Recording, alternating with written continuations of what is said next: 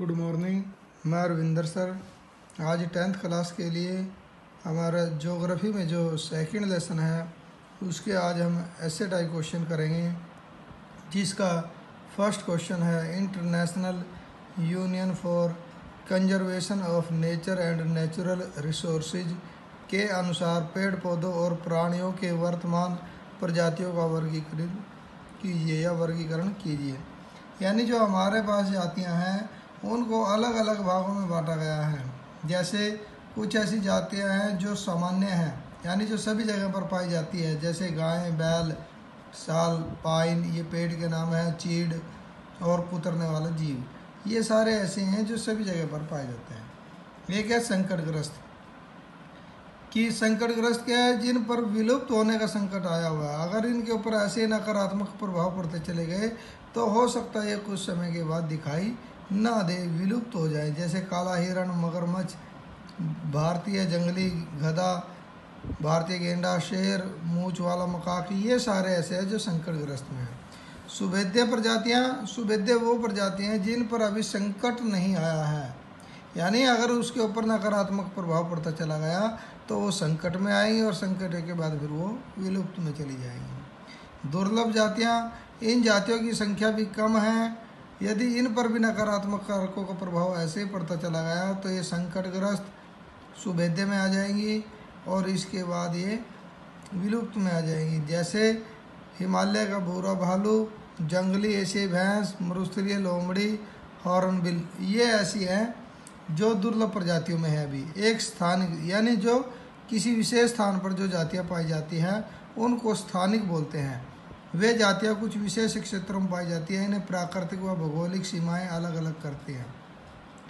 इन जातियों के उदाहरण हैं जैसे अंडमान टील, निकोबार कबूतर, अंडमान जंगली सुअर आदि। ये किसी प्रदेश, क्षेत्र, देश, महाद्वीप और पूरी पृथ्वी से विलुप्त हो गई हैं। इन्हीं प्रजातियों में एशियाई चीता, गुलाबी सिर वाली बत्तख आदि हैं। तो ये ऐसी जातियाँ हैं जो विलुप्त हो चुकी है, अब कहीं पर दिखाई नहीं देती। ये हमने कुछ आज एक जातियाँ जो है, एक जो वर्गीकरण किया गया है ये बताया गया है। इसके बाद हमारा जो सेकंड क्वेश्चन है, भारत में वनों के विनाश के लिए उत्तरदायी कारकों की संक्षिप्त जानकारी दीजिए। वनों के विनाश के लिए उत्तरदायी कारक कौन कौन से हैं जिनसे वनों का विनाश हो रहा, जंगल जो है वो ख़त्म हो रहे हैं? सबसे पहले लाभकारी प्रजातियों को प्रोत्साहन।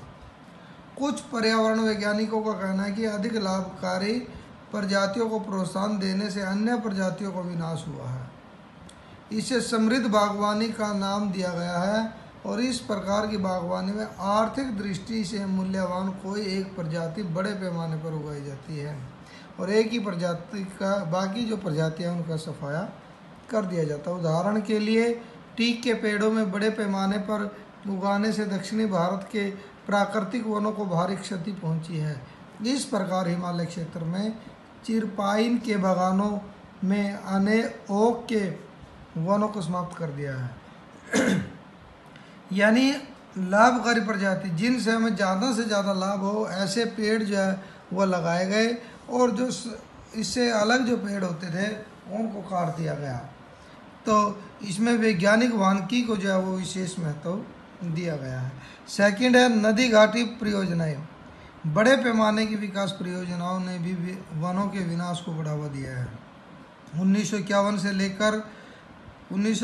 से लेकर अब तक 5000 वर्ग किलोमीटर से अधिक वनों को नदी घाटी परियोजनाओं के कारण साफ कर दिया गया है और यह प्रक्रिया अभी भी जारी है। उदाहरण के लिए मध्य प्रदेश की नर्मदा सागर परियोजना से 40,000 हेक्टेयर वनों को सफाया किया गया है। खनन, खनन का अर्थ होता है खोदना।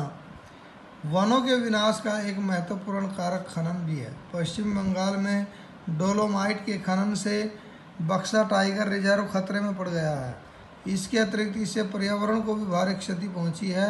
इससे कई प्रजातियों को प्राकृतिक आवास छीन गया है और कई प्रवासी प्रजातियों का आवागमन बाधित हो गया। आवागमन यानी आना और जाना रुक गया है और इन प्रजातियों में भारतीय हाथी सम्मिलित है। यानी खनन करते खोदना, अगर हम ज़्यादा से ज़्यादा ज़मीन को जाओ खोदते चले गए, उसमें से जो है खनिज पदार्थ निकालते चले गए, तो उससे क्या हो जाएगा, जो वन है वो ख़त्म हो जाएंगे और वनों में जितने भी जंगली जानवर है वो उनका जीवन जो है वो खतरे में पड़ जाता है। चराई और जलाओ लकड़ी इकट्ठी करना। कुछ पर्यावरण वैज्ञानिकों के अनुसार वनों की समाप्ति के लिए चराई या जलाऊ लकड़ी यानी जलाने के लिए लकड़ी, ईंधन की लकड़ी को इकट्ठा करने के क्रियाकलाप अधिक उत्तरदायी हैं। परंतु सच्चाई यह है कि ईंधन और चारे की जरूरत पूरे वृक्ष को काटने के बजाय उसकी टहनियाँ तोड़कर भी की जा सकती है। अंततः चराई तथा लकड़ी इकट्ठा करने से क्रियाकलापों को वनों के विनाश के लिए पूरी तरह से उत्तरदायी नहीं ठहराया जा सकता। तो ये कुछ कारक है वनों के विनाश के। तो आज हमने ये 2 क्वेश्चन इसमें किए हैं। उम्मीद है कि आप सभी की समझ में आए होंगे। Okay, thank you.